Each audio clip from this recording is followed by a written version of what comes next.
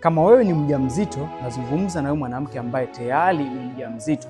Lakini pia kama wewe ni baba au wewe ni mwanaume ambaye mwenza wako tayari ni mjamzito, hebu kaa hapo chini alafu unisikilize. Hichi ambacho naenda kuzungumza ni muhimu sana kwa afya yako na afya ya mtoto wenu.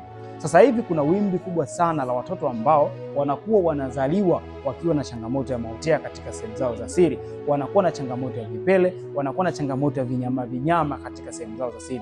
Just imagine mtoto mdogo kabisa, umri wa mwaka mmoja, miaka miwili, chini ya miaka mitano, lakini katika korodani zake tayari kuna vile vinyama. Imagine mtoto wako anakuwa na hali kama hii. Hivi itakuwaje? Sasa hii yote huwa inatokea baada ya wazazi kuweza kupuuza changamoto hii na kuona kwamba ni hali ya kawaida. Wewe ni mwanaume ambaye tayari una changamoto ya maotea katika maumbile yako. Wewe ni mwanamke ambaye tayari una changamoto ya maotea katika maumbile yako, lakini bado umeendelea kukaa nayo kwa sababu unaona kwamba hayakuumi wala hayakuwashi. Sasa